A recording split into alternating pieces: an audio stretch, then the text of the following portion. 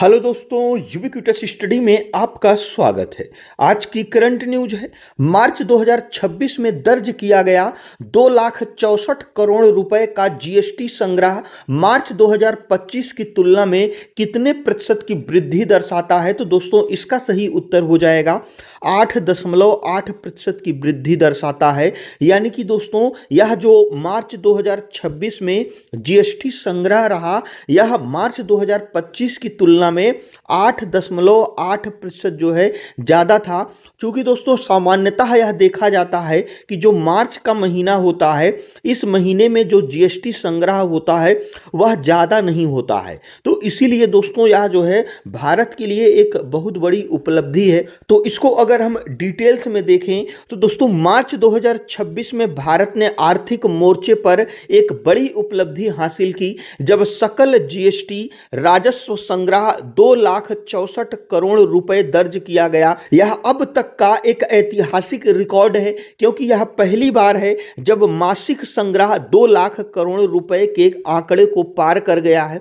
मार्च 2025 की तुलना में लगभग 8.8% की शानदार वृद्धि दर्शाता है।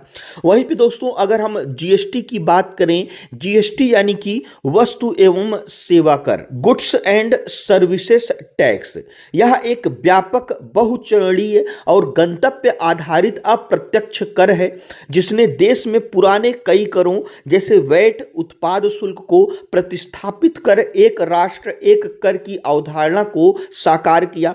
भारत में जीएसटी 1 जुलाई 2017 को आधिकारिक रूप से लागू किया गया। तो दोस्तों अगर हम जीएसटी को बहुत ही आसान भाषा में समझने का प्रयास करें तो दोस्तों जीएसटी से पहले जब आप कोई सामान या सेवा खरीदते थे तो आपको कई तरह के अलग अलग टैक्स देने पड़ते थे, जैसे excise duty, VAT, service tax आदि। अब उन सब को हटाकर सिर्फ एक टैक्स कर दिया गया है जिसका नाम जीएसटी है। इसको हम लोग दोस्तों एक जो है उदाहरण से समझते हैं। मान लीजिए कि आप एक रेडीमेड शर्ट खरीदने जाते हैं जिसकी कीमत 1,000 रुपए है। तो दोस्तों अगर हम जीएसटी आने से पहले की बात करें, यानी कि जो पुरानी व्यवस्था थी टैक्स की, उस समय क्या होता था? तो दोस्तों शर्ट बनाने वाली कंपनी सरकार को टैक्स देती, फिर होलसेलर अपना टैक्स जोड़ता और आखिर में दुकानदार आपसे वैट वसूलता था। यानी टैक्स के ऊपर भी टैक्स लगता था, जिससे हिसाब उलझा हुआ और चीज महंगी होती थी। जीएसटी आने के बाद क्या हुआ? जो नई व्यवस्था आई टैक्स की, उसके बाद क्या बदलाव हुआ? तो दोस्तों अब आपको बिल पर सिर्फ एक टैक्स जीएसटी लिखा दिखेगा। अगर उस शर्ट पर 12% जीएसटी है तो सीधा 120 रुपए टैक्स जुड़ेगा, जिसमें से 60 रुपए केंद्र सरकार को, जो जीएसटी केंद्र सरकार को जाती है उसको दोस्तों सीजीएसटी कहते हैं, यानी कि central goods and services tax, और 60 रुपए राज्य सरकार को जाएगी। जो राज्य सरकार को जाता है दोस्तों जीएसटी, उसको कहते हैं एसजीएसटी, यानी कि state goods and services tax. और दोस्तों जीएसटी आने से जो है क्या क्या फायदे हुए, यानी कि जो पुराना टैक्स था उसकी तुलना में जो जीएसटी आई है इसकी विशेषताएं क्या हैं? तो इसमें दोस्तों पारदर्शिता आ जाती है, यानी कि आपको पता होता है कि आप कितना टैक्स दे रहे हैं और वह कहां जा रहा है। दूसरा है टैक्स पर टैक्स का खात्मा, यानी कि पहले हर कदम पर टैक्स लगता था,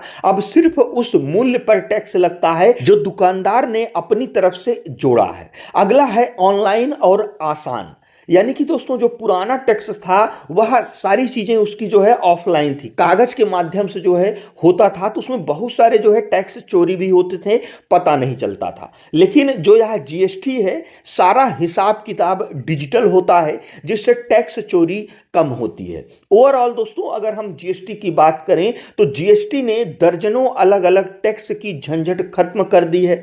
अब चाहे आप कन्याकुमारी में सामान खरीदें या कश्मीर में, टैक्स की दरें और नियम एक जैसे ही होंगे। इसी प्रकार से दोस्तों हम लोगों ने जीएसटी को समझने का प्रयास किया। अब अगर हम लोग आगे बढ़ें तो दोस्तों जीएसटी व्यवस्था के तहत निर्णय लेने के लिए एक संवैधानिक निकाय जीएसटी परिषद का प्रावधान है। भारतीय संविधान के अनुच्छेद 279A के तहत इस परिषद का गठन किया गया है। केंद्रीय वित्त मंत्री इस परिषद के अध्यक्ष होते हैं, जबकि राज्यों के वित्त मंत्री इसके के सदस्य होते हैं। यानी कि जीएसटी से संबंधित किसी भी निर्णय जो है लेने के लिए एक जीएसटी परिषद का भी जो है गठन किया गया है, जो अनुच्छेद 279A के तहत जो है आता है। इसी प्रकार से मार्च 2026 के विस्तृत आंकड़ों के अनुसार कुल राजस्व संग्रह में आईजीएसटी यानी कि एकीकृत माल और सेवा कर घटक का हिस्सा सबसे अधिक रहा, जो 1,06,246 करोड़ दर्ज किया गया। इसमें वस्तुओं के आयात पर एकत्रित 53,861 करोड़ रुपए भी शामिल हैं।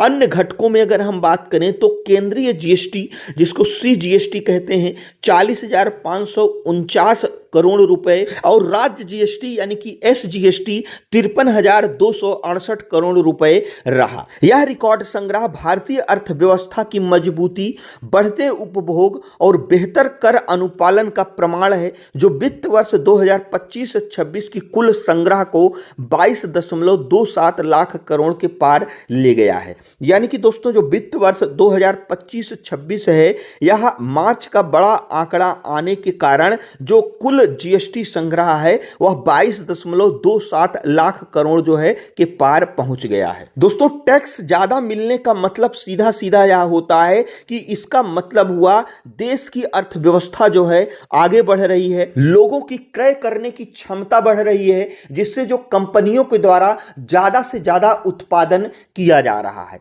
तो इसी प्रकार से दोस्तों यह हमारा आज का करंट अफेयर्स था। जो हमारा आज का क्वेश्चन है वह है online gaming authority of India की स्थापना किस मंत्रालय के तहत की गई। तो दोस्तों इसमें से कौन सा ऑप्शन सही है हमें कमेंट बॉक्स में जरूर बताइएगा। और दोस्तों यदि वीडियो यूजफुल लगा हो तो हमारे चैनल को जरूर सब्सक्राइब करिएगा। वीडियो देखने के लिए आपका बहुत बहुत धन्यवाद।